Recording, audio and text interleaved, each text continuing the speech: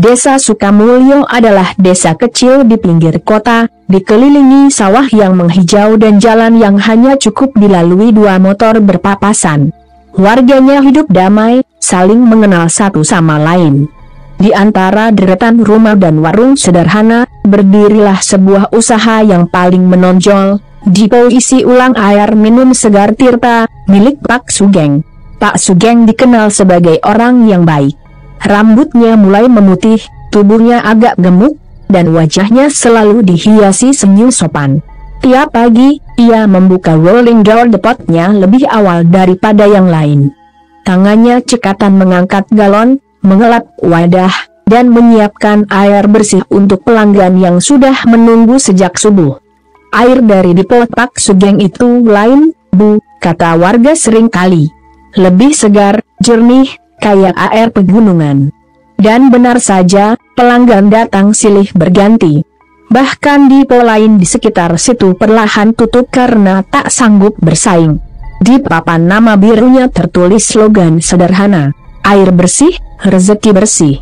Tiap sore, Pak Sugeng sering duduk di kursi plastik di depan depo sambil menyeruput kopi. Ia menyapa siapapun yang lewat dengan ramah.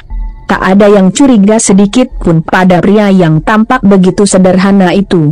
Namun, ada sesuatu yang kadang terasa janggal bagi sebagian orang.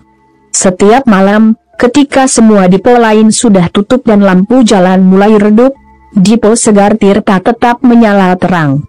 Kadang terdengar bunyi ketukan halus dari dalam, seperti benda kecil yang memukul galon kosong. Kadang pula, lampu depo berkedip-kedip, meski cuaca sedang cerah dan tak ada angin. Beberapa warga yang rumahnya berdekatan sering mendengar suara lirih seperti anak kecil tertawa, diikuti suara benda jatuh, seolah ada anak-anak bermain di dalam depo itu tengah malam. Namun setiap kali diperiksa, Pak Sugeng hanya tertawa santai. Ah, mungkin tikus, Pak, atau mesin air saya yang bocor sedikit, katanya. Tidak ada yang menaruh curiga. Karena bagi semua orang, air dari depo Pak Sugeng adalah berkah. Tak seorang pun tahu bahwa di balik kejernihan air itu, ada sesuatu yang jauh lebih kelam, sesuatu yang diam-diam menatap dari balik bayangan galon kosong. Sudah hampir 2 tahun sejak depo Segar Tirta berdiri, dan selama itu pula, usaha Pak Sugeng tak pernah sepi. Setiap hari, galon-galon biru menumpuk di depan pintu, dibawa pulang oleh pelanggan yang rela antre bahkan sebelum matahari terbit. Air dari depo lain dianggap kurang segar dan cepat basi, sedangkan air Pak Sugeng disebut-sebut menyejukkan hati. Entah kenapa ya, airnya kayak beda, kata Buati, pelanggan tetap. Kalau diminum, serasa plong.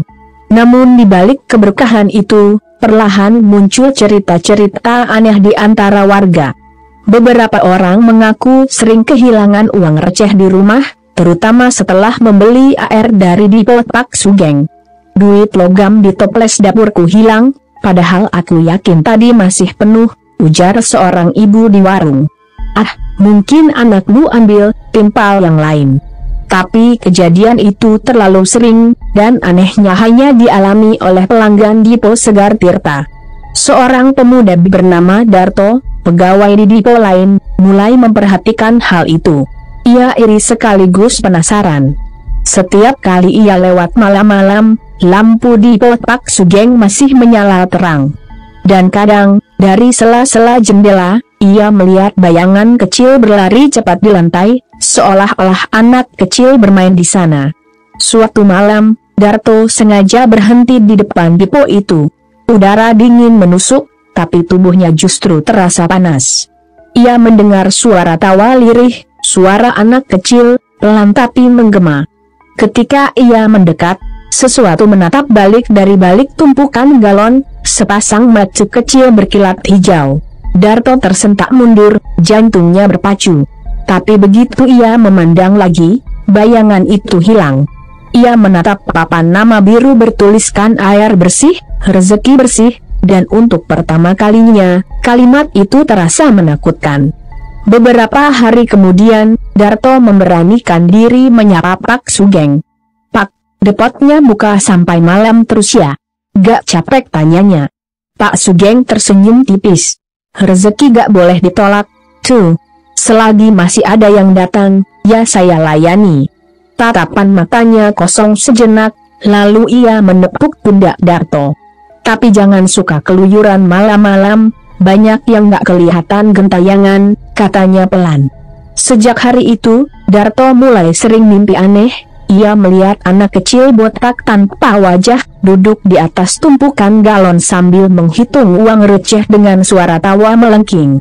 Dan setiap kali terbangun, dompetnya selalu terasa lebih ringan. Malam itu, langit desa Sukamulya begitu pekat. Angin hanya berhembus pelan, tapi hawa terasa berat, seolah ada sesuatu yang menggantung di udara. Darto, dengan rasa penasaran yang semakin membuncah, memutuskan untuk mengintai di pos Segar Tirta. Ia ingin tahu, apa yang sebenarnya dilakukan Pak Sugeng setiap malam. Ia bersembunyi di balik warung kosong seberang jalan. Jam sudah menunjukkan hampir pukul 12 malam. Lampu di pos masih menyala, padahal sudah tak ada pelanggan. Dari celah kecil di dinding, Darto melihat Pak Sugeng duduk bersila di depan deretan galon kosong yang tersusun rapi seperti prajurit. Di hadapannya ada mangkok kecil berisi bunga 7 rupa, kemenyan, dan beberapa uang logam seribuan yang berserakan. Asap tipis mengepul, menari pelan di antara galon-galon itu. Pak Sugeng berbisik lirih, suaranya seperti bergetar. Datanglah, anak-anakku, saatnya setor malam ini. Tiba-tiba udara di sekitar Dipo berubah dingin. Darto menahan napas. Dari kegelapan pojok ruangan, muncul bayangan kecil, bertubuh kerdil, tanpa pakaian, kepalanya botak mengilap, kulitnya abu-abu seperti tanah basah. 1, 2, 3 makhluk itu berjalan mendekat, membawa benda mirip karung kecil berisi uang receh dan lembaran lusuh. Mereka menaruh karung itu di depan Pak Sugeng. Salah satu dari mereka berbicara dengan suara serak, seperti napas anak kecil yang terhenti di tenggorokan. Kawan, kami sudah setor malam ini. Pak Sugeng menunduk dalam-dalam, menengadahkan tangan, lalu mencelupkan kakinya ke dalam sal air itu mendadak bergejolak pelan, seperti sedang menyerap sesuatu. Terima kasih, anak-anakku, jangan lupa kembali sebelum fajar, katanya dengan nada lembut yang membuat bulu kuduk Darto merinding. Makhluk-makhluk itu mengangguk, lalu menghilang begitu saja, lenyap di udara, meninggalkan aroma amis dan suara gemerincing uang receh yang terjatuh ke lantai. Darto terpaku. Dadanya berdegup keras. Tapi sebelum ia beranjak, Pak Sugeng tiba-tiba menoleh lurus ke arah tempatnya bersembunyi. Tatapan matanya kosong, tapi Darto merasa ia sedang menatap langsung ke dalam pikirannya. Siapa di sana? Suara Pak Sugeng berat dan dalam, tidak seperti biasanya. Darto panik. Ia mundur pelan, tapi kakinya menginjak pecahan kaca. Krek. Suara itu memecah keheningan. Dalam sekejap, seluruh lampu di pos padam. Gelap total. Tapi dari dalam kegelapan, Darto mendengar tawa kecil, tawa yang sangat dekat, di belakang telinganya. Hehe, ikut main, Kak. Darto berlari sekuat tenaga, tak menoleh lagi. Saat tiba di rumah, tubuhnya menggigil. Tapi yang lebih mengejutkan, uang di dompetnya lenyap. Dan malam-malam berikutnya, setiap kali ia memejamkan mata, ia melihat bayangan kecil botak itu duduk di atas tumpukan galon, menghitung uang dengan jari-jari mungil penuh lumpur. Bertahun-tahun sebelum Dipo Segar Tirta berdiri megah, Pak Sugeng hanyalah tukang bercak yang hidup pas-pasan. Penghasilannya tak cukup untuk makan sehari-hari, apalagi membayar utang setelah istrinya sakit keras. Suatu malam, di tengah keputusasaan, ia berjalan tanpa arah ke sebuah desa di pinggir hutan, tempat orang sering memperingatkan agar tak datang sendirian. Di sanalah ia bertemu Mbah Kromo, seorang dukun tua yang dikenal suka membantu orang yang kepepet. Rumahnya gelap, dipenuhi asap dupa dan bau menyengat seperti tanah basah. Mbah Kromo tersenyum aneh saat mendengar keluh kesah Sugeng. Kowe butuh duit, tuh. Ora usah kerja keras. aku bisa bantu. Tapi, kudu wani tanggung akibat. Pak Sugeng mengangguk tanpa pikir panjang. Ia hanya ingin keluar dari penderitaan.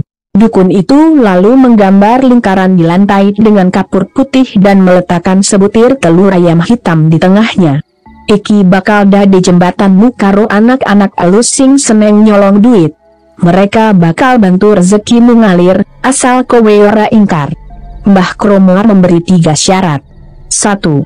Setiap malam Jumat, Sugeng harus menyediakan wadah air bersih agar para tuyul bisa mandi. 2. Telur ayam hitam harus dikubur di bawah tempat usahanya kelak, sebagai penanda perjanjian. 3. Bila para tuyul menuntut, ia tak boleh menolak memberi darahnya sendiri.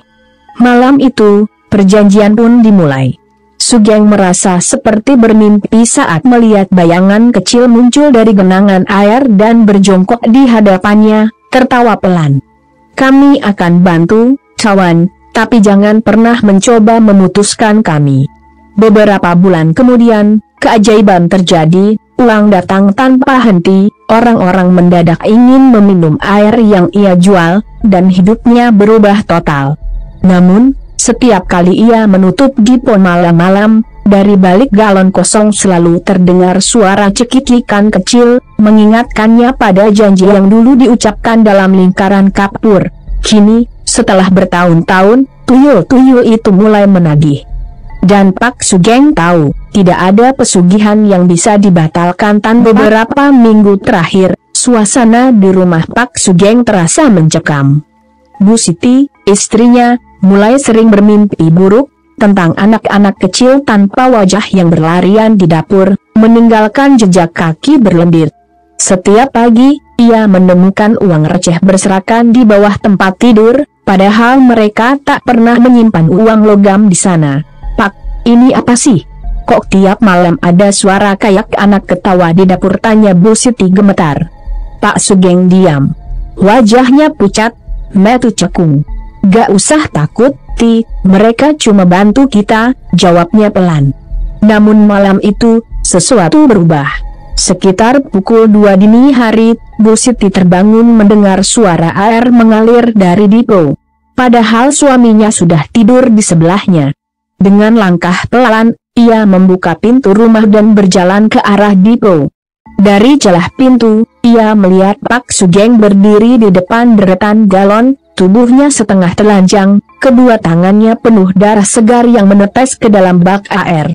Di sekelilingnya, tampak makhluk-makhluk kecil botak itu sedang mandi, tertawa riang, mencipratkan air yang sudah berwarna kemerahan. Aroma amis menusuk hidung. Bu Siti menjerit histeris dan pingsan di tempat. Keesokan harinya, warga geger. Air yang dibeli dari dipo Segar Tirta berubah warna menjadi merah kecoklatan, berbau anyir seperti darah basi. Banyak yang marah dan mendatangi rumah Pak Sugeng, menuntut penjelasan. Namun saat pintu dipo didobrak, mereka dikejutkan oleh pemandangan mengerikan. Pak Sugeng ditemukan tewas tenggelam di dalam bak penampungan air. Kedua matanya melotot, kulitnya pucat kebiruan. Di wajahnya tampak bekas tangan-tangan kecil berlendir menempel kuat di pipi dan lehernya, seolah ada yang menariknya ke dasar. Dari sela-sela galon terdengar tawa kecil yang menggema, lalu lenyap bersamaan dengan padamnya seluruh lampu dipo. Sejak saat itu, tak ada yang berani menyentuh air dari dipo itu lagi. Dan bagi warga Sukamulyo, hari itu menjadi saksi bahwa air yang tampak jernih bisa menyimpan darah dan dosa di dalamnya. Sejak kematian Pak Sugeng, dipo Segar Tirta ditutup rapat. Warga bersepakat untuk tidak lagi menyentuh tempat itu. Namun setiap malam, orang-orang yang rumahnya berdekatan mulai memperhatikan sesuatu yang ganjil. Lampu di dalam dipo sering menyala sendiri, meski aliran listrik sudah diputus sejak hari pemakaman. Kadang terdengar suara ketukan lembut dari dalam, seperti seseorang sedang mengisi galon satu per satu. Beberapa warga mendapati air menetes dari keran dipo, padahal pipa air sudah lama dilepas. Yang lebih aneh, setiap tetesnya memantulkan cahaya samar berwarna kehijauan, seolah ada kehidupan di dalamnya. Beberapa minggu kemudian, seorang pengusaha muda dari kota datang. Ia mendengar kabar bahwa depo itu dulunya sangat laris. Tanpa memedulikan cerita-cerita warga, ia membeli tempat itu dengan niat membuka usaha baru. Cerita hantu itu cuma omong kosong, katanya sombong.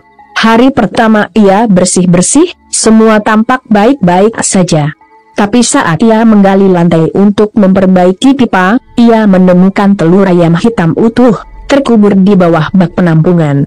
Tak lama setelah itu, air di dalam galon mulai beriak sendiri, padahal tak ada mesin yang menyala. Malamnya, para tetangga mendengar suara anak kecil tertawa, disusul bunyi uang logam bergemerincing. Keesokan paginya, pengusaha itu pergi tergesa-gesa, wajahnya pucat, matanya kosong. Ia meninggalkan depo begitu saja, tak pernah kembali. Kini bangunan itu berdiri terbengkalai di pinggir jalan. Catnya pudar, pintunya berkarat.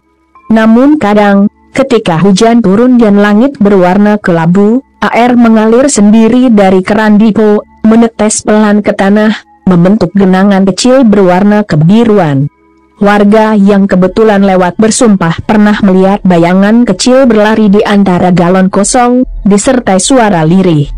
Kawan, kami masih menunggu setor malam ini. Dan hingga hari ini, depo Segar Tirta tak pernah benar-benar kering. Airnya mungkin telah berhenti dijual, tapi roh-roh kecil yang dulu menjaga rezeki kotor itu masih bertugas. Menunggu tuan baru yang cukup serakah untuk memanggil mereka kembali. Hikmah dari cerita ini adalah keserakahan sering membuat manusia lupa bahwa setiap rezeki membawa tanggung jawab, bukan sekadar kenikmatan. Pak Sugeng mencari jalan pintas dengan meminjam tangan makhluk gaib, namun lupa bahwa harta yang tidak halal selalu menagih balasan. Dari luar, air yang ia jual tampak jernih, tapi di dalamnya mengalir darah dosa dan perjanjian gelap yang akhirnya menenggelamkan dirinya sendiri.